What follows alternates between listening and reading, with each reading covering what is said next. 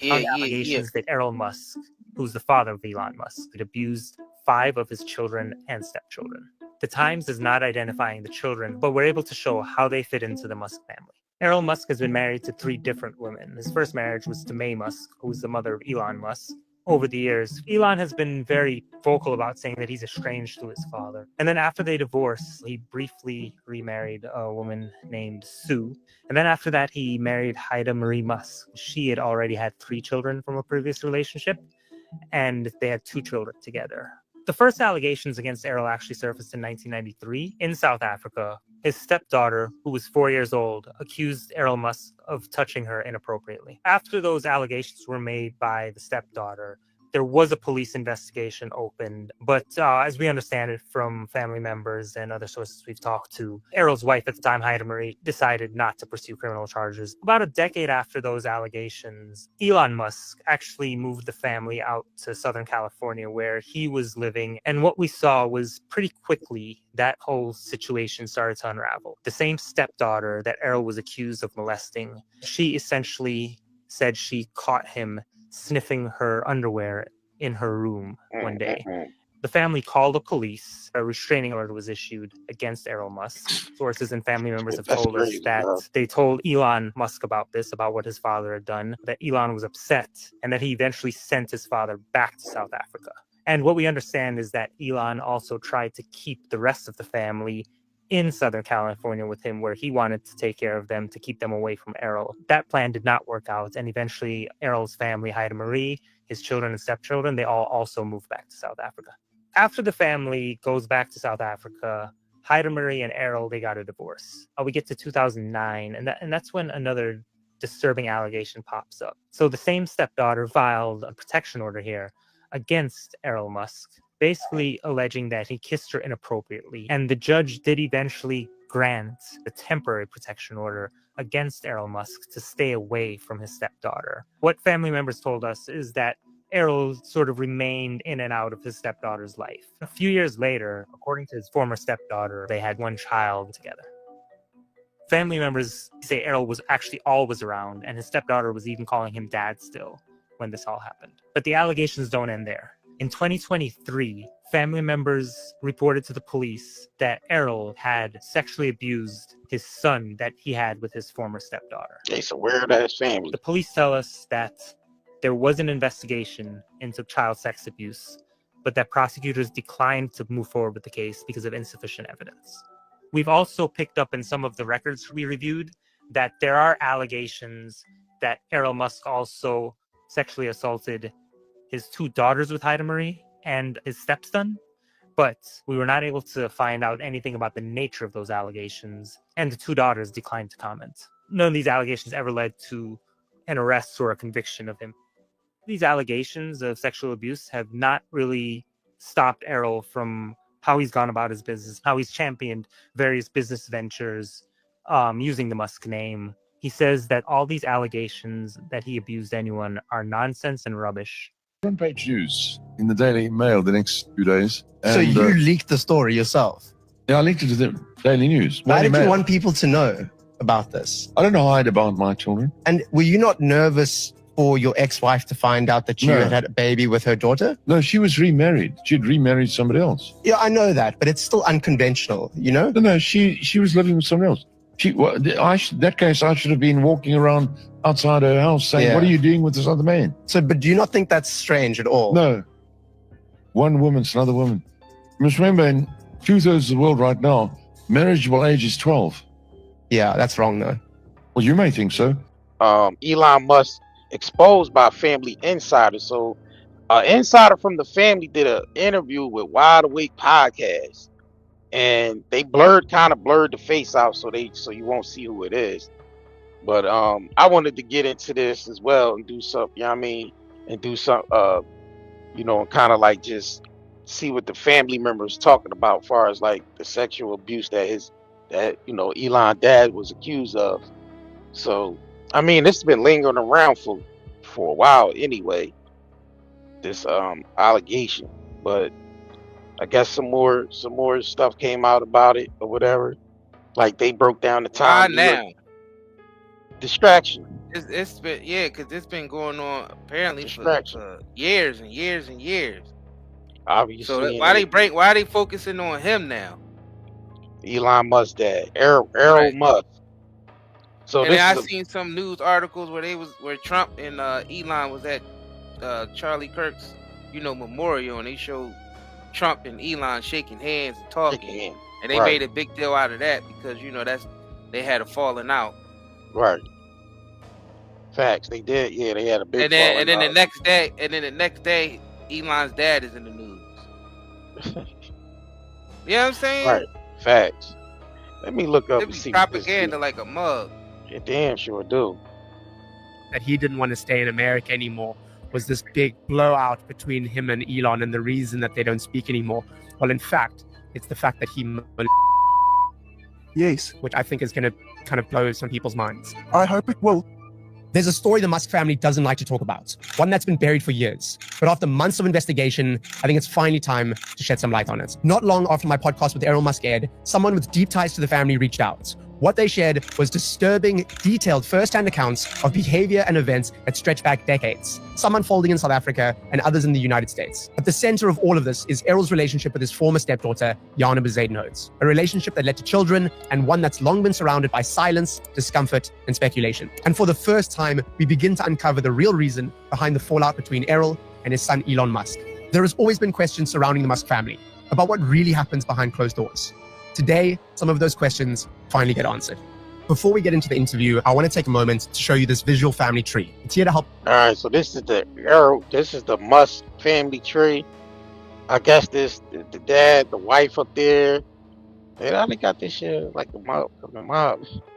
And I guess this is all the siblings right here. Goddamn Brady bunch. So why they got the two children right here blurred out? I guess those are from. I guess that's the two children the dad had with these two those two women there.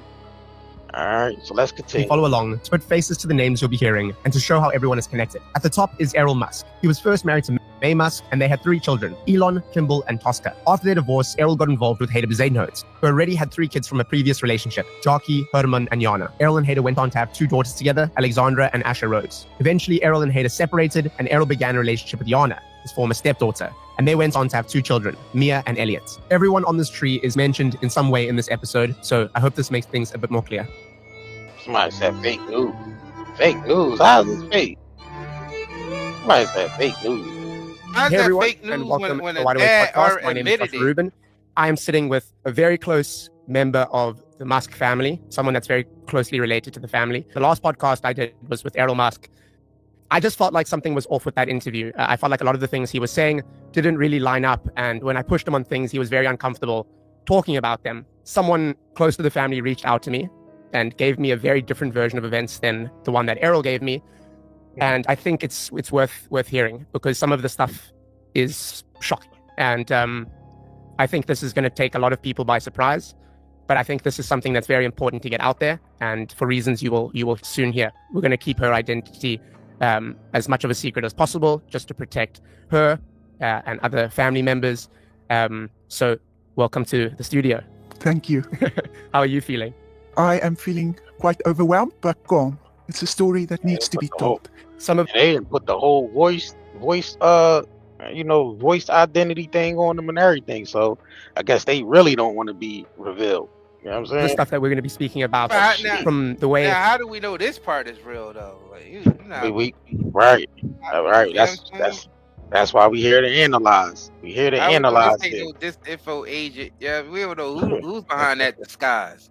You know what I'm Right. saying? You don't know who behind that disguise. Come on, man. Right. All right, let's hear him out. Let's hear them out. See what they got to it's say. been told to me. It's like an open secret in the family. Yes, not just in the family, extended family, friends, social workers,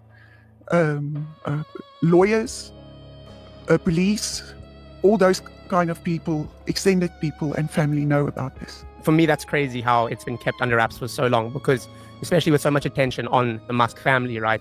For all of the stuff that we're going to be talking about today to have been kept under wraps, for me, it's just mind-blowing how that has been able to continue for so long.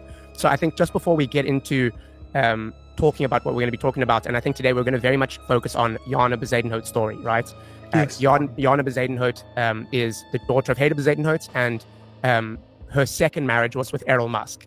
And basically, since Errol came into her life, a lot has happened, and that's what we're going to be covering today. So I think So that's the one. I guess that's the one child that he had the stepchild he had the baby with. I guess that's right. just before we jump into her story, can you tell me, why are you doing this now? What has happened and what has gone on in the family's life that has led us to this moment where you say it's enough is enough and something needs to happen? Your podcast with Errol, when the family saw it, and we've been asked that question before, why has this never come out? How has this thing been kept quiet and the suffering it caused? And then the reaction you had from the public, that is one of the big reasons, and that Errol has opened that door himself before he has blocked by various means this story. And it is right to tell of a story where there's a crime involved at various times that happened, and the wound it has caused in Jana's life, blamed for all of this mostly, and so that the family can also heal, and for the generations to come as well. That is what this is all about. Can you just give me a little bit of a breakdown without getting... So how long has this dude been so-called sexual? It has to have been for years, carried on for years. And I guess that's why they're saying Elon kind of distanced himself from his dad, because over the sex abuse thing. And you gotta remind you, his dad came out about Elon. Elon's dad exposed to him for, heavy drug use. He said Elon was into, using drugs. We don't know if that's true or not, but he do look weird and move kind of weird. He kind of move like robotic, and they kind of said he's on the spectrum. I don't know if that's true or not. They did say he was on the spectrum. Yeah, have y'all heard that Elon was on the spectrum? No, I think he claims he's on the spectrum. He claimed he was on the spectrum. Yeah, that shit is weird. Like he's kind of weird. And I don't know if he's on drugs though. Yeah, I don't know. Right. But his dad, you see, his dad is out there. He a wild boy. His dad, wow. Yo, his dad debated Umar Johnson too. This might be his dad's ex-wife that's up here. Oh, if it's real. Right, but that's possible. Right, that's possible. If it's real, because it looks like a female. No, he did say it's a female. Yeah, the podcaster did say it's a female. So that's what I think it is, because she divorced him. Right. Recently, so it's a big possibility. So she don't want to get sued or anything like that. But then, if she's telling the truth, how could she get sued? Or maybe what's the point of hiding her identity at this point? Right. You know what I'm saying? Getting into detail just of some of the allegations that we're going to be talking about today, just so that people watching can kind of gauge how serious this is. Yeah. The first thing to talk about where it became clear is when Heide and Errol got married soon after, in 1993. Jana went to her aunt in Cape Town. She stayed there. Heide felt something was wrong with Jana. Ali was just born, and Jana, at 4 years old, was behaving like a teenager, kicking, screaming, crying. And there, Jana told her aunt that her stepfather had touched her, had molested her. Her brother was also there during that time, but the moment he left to go back to school, he was in grade 1 or 2 already. She took her aunt to the side. She told the aunt, and she cried. I couldn't believe our little child could cry. Her heart was broken, and she said, "Please don't tell my mom. Please don't tell my mom." So, that's just one of many incidences that we're going to be going over today. There's quite a bit of evidence as well to back these up. Absolutely. There's quite a lot of people that know what's gone on. So this is not like hearsay. Absolutely not. And it's a very difficult story to tell. It's not easy to tell it. It has to be told. Yeah. One of the points that came across to me was that the family is very, very worried about the current generation of kids, right? So, yes. Like we said, Errol has had kids with his stepdaughter, Jana, and those kids are very young. I think the oldest is 7, 8 years old. Yes. And the others are below the age of 5. Yeah. So they're all very young, and the family is extremely worried for their safety going forward. That is true. So I think now that we've laid kind of... Oh, that will explain why this person is covering their identity, because they're afraid for their safety. You know what I'm saying? Because who knows? The dad might try to put a hit out on them. I mean, for exposing, exposing his dirty deeds in the family that he's been doing over the years. So yeah, that's probably why the person is blocking out their identity. They just mentioned about, possible, something could possibly happen to them for exposing this guy. So let's continue. that foundation, I think we can just get straight into Jana's story. I think so. So I guess Jana's story starts at around 1990, where Heida's husband dies. Yes. Right? Jana's dad, Jacques Besaidner, died in a motorcar accident. And shortly after that, around 2 months after that, Heida met Errol. And this is all in Pretoria. And then 2 years later, Heida and Errol got married. How was life like when Errol first joined the family? Because I could imagine it was quite exciting at the Well, start. in the family, in the Smith family, which is Heida's maiden name, there has been emotional instability and trauma.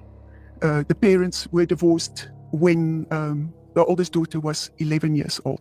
So, and Heida is the 4th child.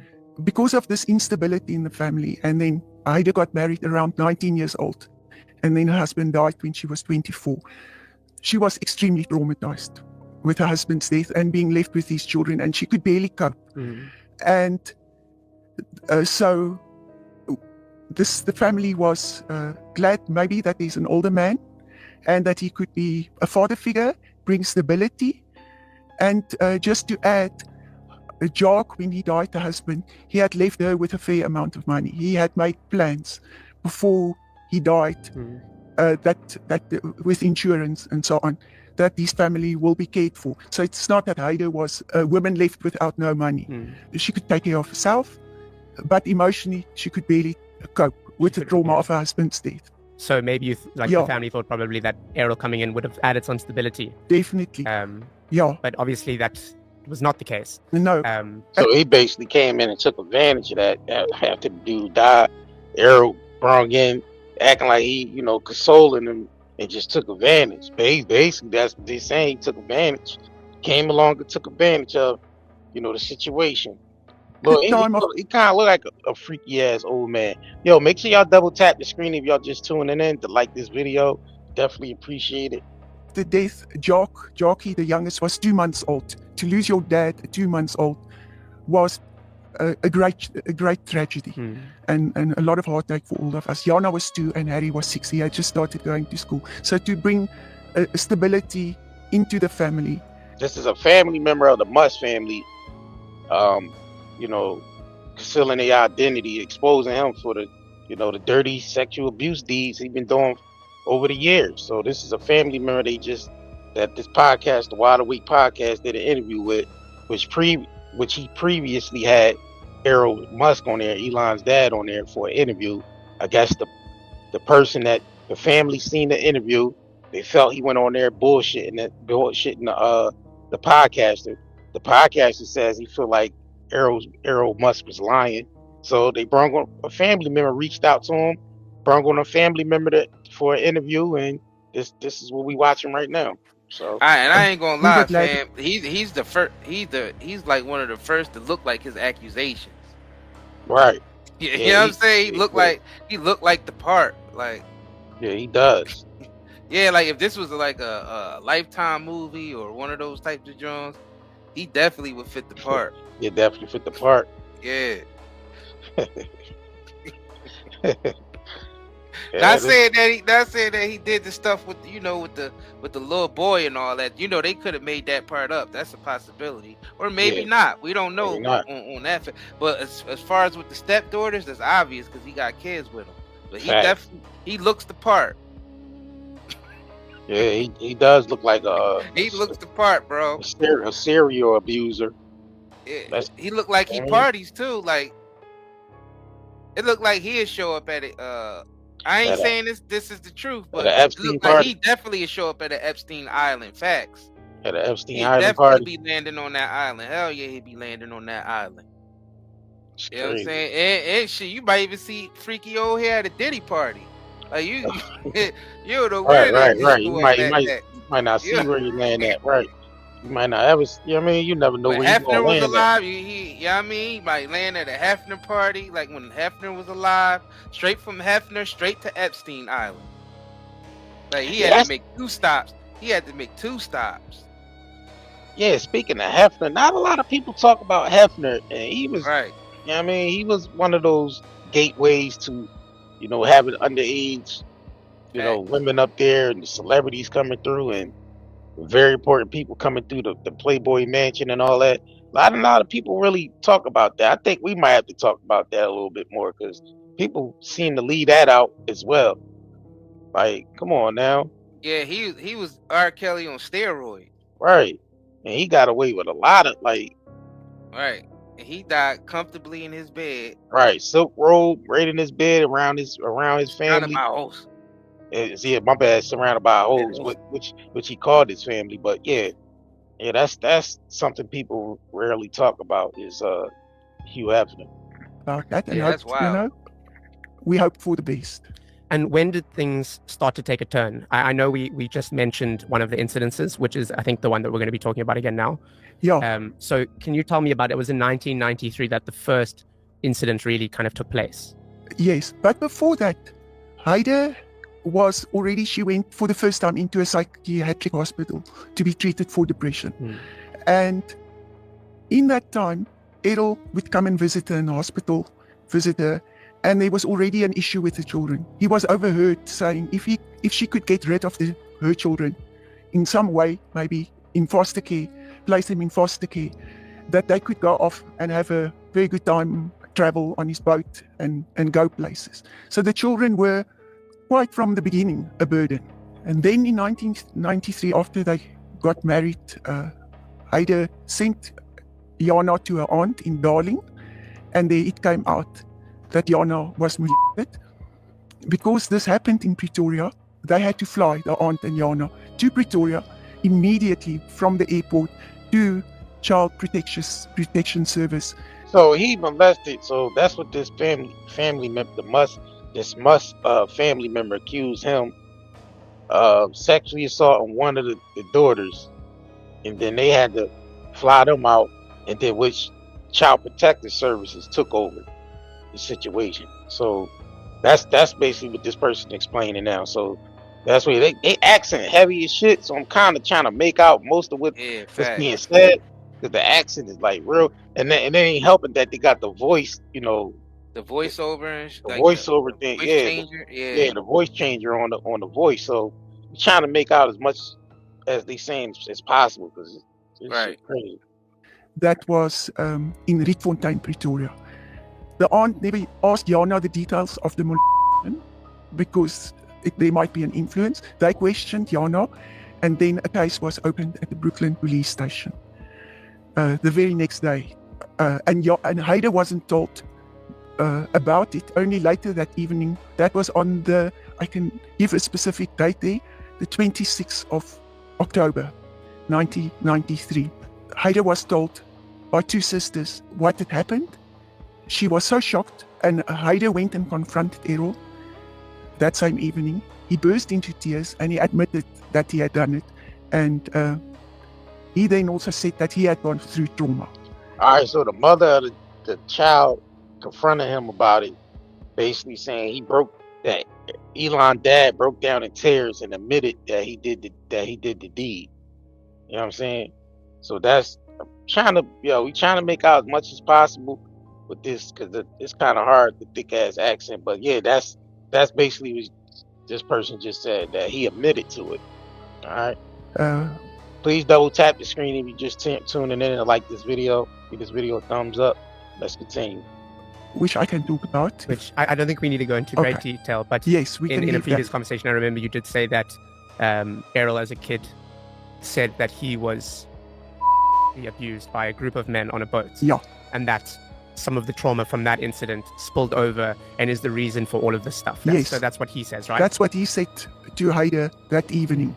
Would you be able to go into what happened in that case? And we can always take it out later, but I just think the details are quite shocking, and I think it might be quite important to talk about exactly what had happened. I think so. It's a detail.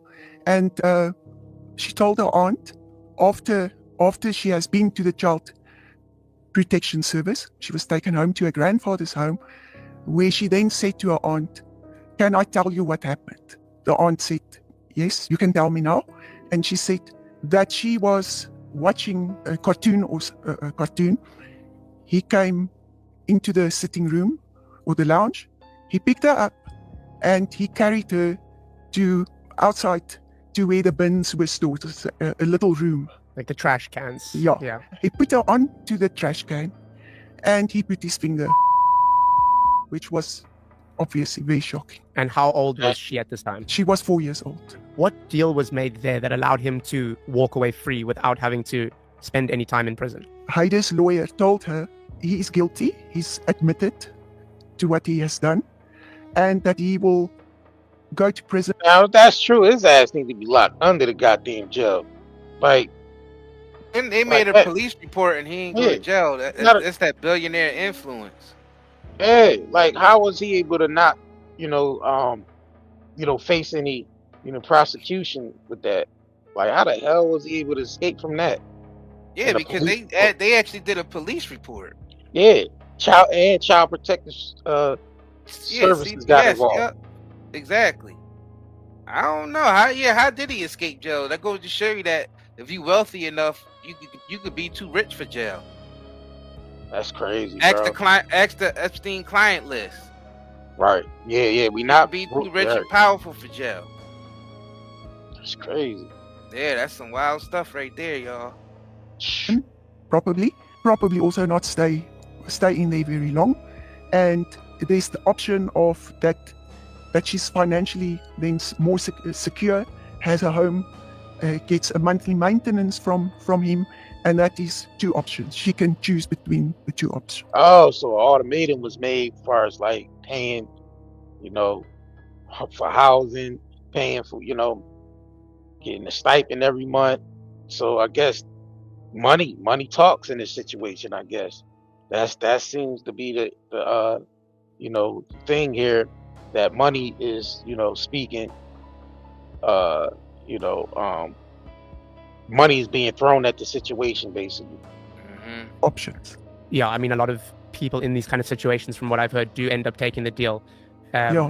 Which is unfortunate. It's very unfortunate for Yana, Like with the R. Kelly thing that happened, they took the money. The family took the money. I mean, with the P tape and all that, when that came out, the family took the money instead of going for charges. Family took the money. Yeah. Very unfortunate for Yana, and Errol does a lot of manipulation around money. As I mentioned before, Heide did have her own money, but the 2 grandfathers had to step in quickly, the money that she got from her late husband, but they had to secure it and try and save it. And Errol manipulates about money. A lot of that money went into their life together, and so Yana, Heide, over a period of time, there's not enough money, and she looks towards Errol for money. So that was the reason for the divorce. Loud and clear, I can say that. So I think the next incident is 2 years later, right? In 1996. So there was another incident reported at Lone Hill Police Station against Errol Musk, and I know that the details on this one aren't super clear, right? No, it's not super clear. All I know is that to you anyway. Yeah, to others it is. And what I know is Yana wanted to throw herself off the roof at the Lone Hill house. Wow. She was taken.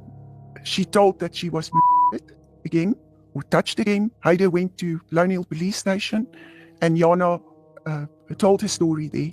And again, that story disappeared.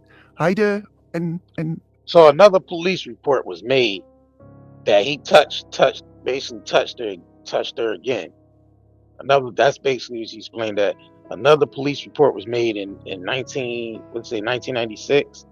another police report was made 1996. that she was touched again, and basically the girl wanted to commit suicide and shit.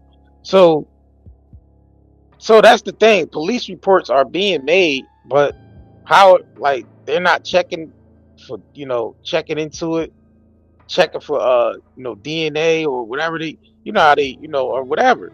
Like, it's not being investigated. Like, what the hell?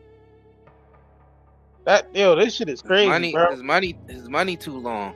Money too long. Right. Yeah, that goes to show you how corrupt everything is. You got enough money, you can do whatever crime you want and get away with it, because if that was just some regular Negro up the street, he would have been locked up. Locked up. Facts. Damn. Errol went in a good place. They were already divorced. And shortly after that, Haida went into a psychiatric hospital again. She at least over the years went into a psychiatric hospital once a year and more. And Jana, for the first and only time, went to Weskopie's psychiatric hospital, where she spent 6 weeks, which was for the family an incredibly hard. It's a state hospital. It's kind of a place that's nightmarish. Cold, winter, the dry, high-felt grass from Pretoria. To see her there in that state, in a fetus position, she went into the psychiatric hospital there because she was curled up in a fetus position and didn't communicate anymore. And she obviously got treatment, got better, and shortly after that, it was decided that the 3 children, the stepchildren of Errol, was going to go into a children's home. So up to this point, they've had a lot of instability. They've spent a lot of time, at times, with aunts and uncles and friends and a cousin. They've been going here, there, all over. And as soon as Haida maybe gets back onto her feet again, and she wants the children back, and then the trauma or the inability to cope happens, and they go back to family. So basically, the child went to a children's home, and then the mother was roaming around, pillow to pillow at other people's house, family members' house, friends' house, basically trying to get back on her feet, just to get her daughter back. So I guess to explain, the child did go into a children's home, and was getting treated, getting psychiatric treatment every week. You know what I'm saying? Members and all over. So there has been a lot of instability. You would think, with all of the influence and all the money that Errol loves to talk about, you would think that there would be a better option than just sending them to foster care, right? Yes. But from what I've heard, and what you've said, he is the driving force behind them going to foster care. The children stopped him from his freedom. Yes, Haida and I married. It's Haida Marie. We married in 1992. Yeah. And she was much younger than me, Haida.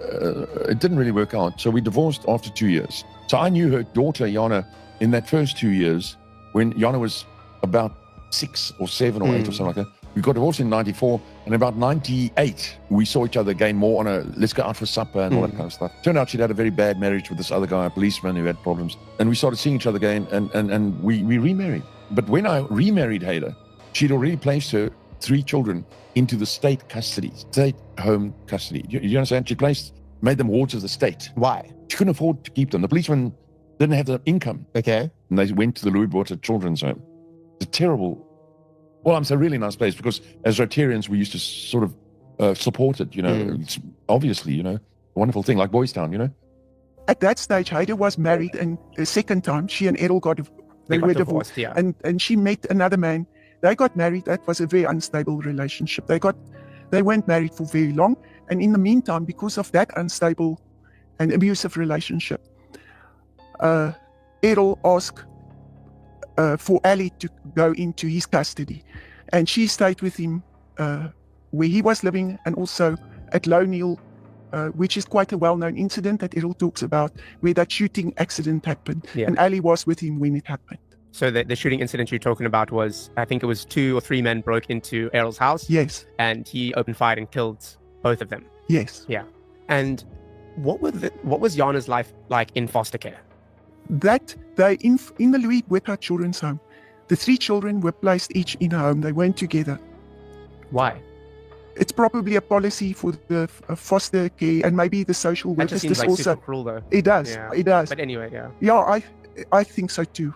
I think so. It was a question, and it seems that they can't bond and have to live their own lives and maybe not hide together and in a little group. So Jana writes in the letter that she took care of Jock especially as a little brother, and but important to say in this children's home story is Heide saw, and she said that it was more like a hostel situation, and that she would go and visit them once a week, and weekends they would mostly go to her and Errol to visit there.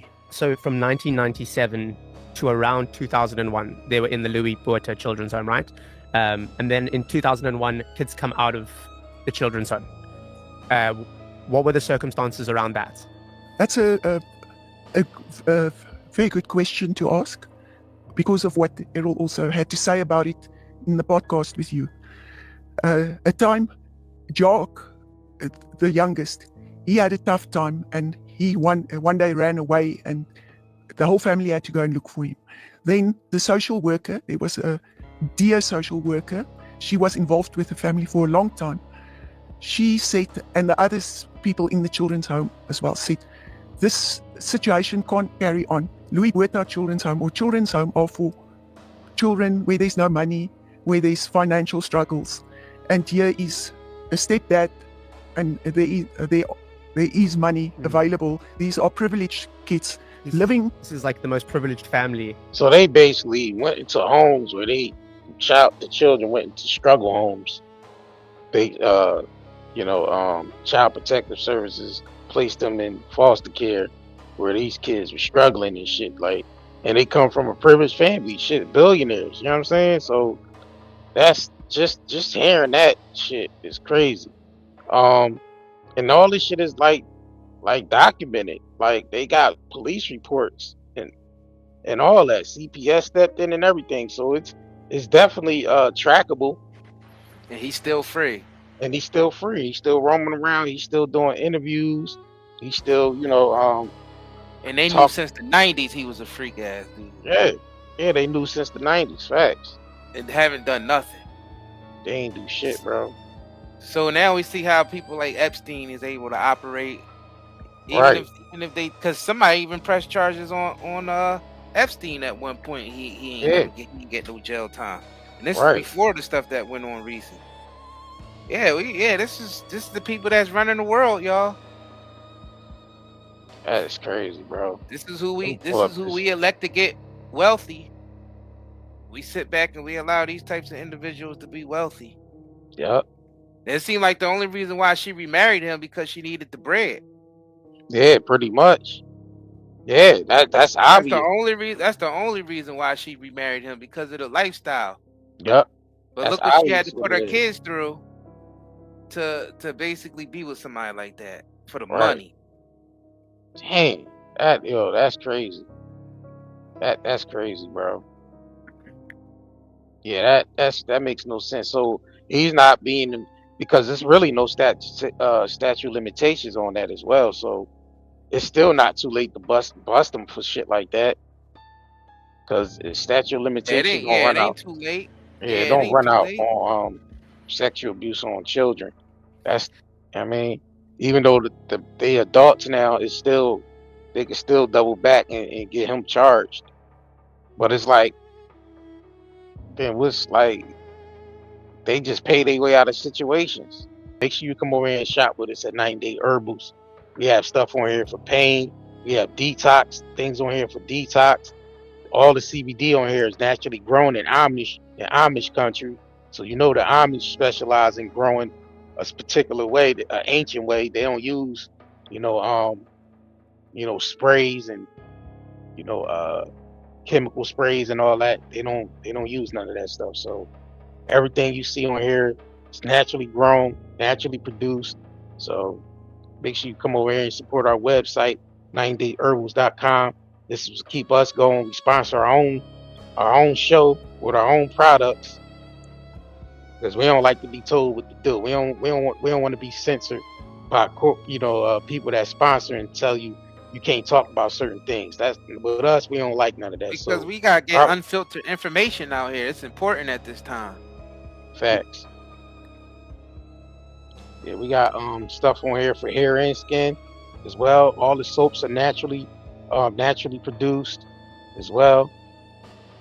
Yeah, everything. When we had the sea moss on here, the fruit infused sea moss. We have sea moss teas as well. All different forms of sea moss teas, different flavors. I mean, so make sure y'all come over and check us out. Order from us. We ship out fast. Check out the gummies too. The the CBD gummies as well. So if you're a person that's dealing with pain or needs something to relax, definitely order from us. Check us out. Yeah.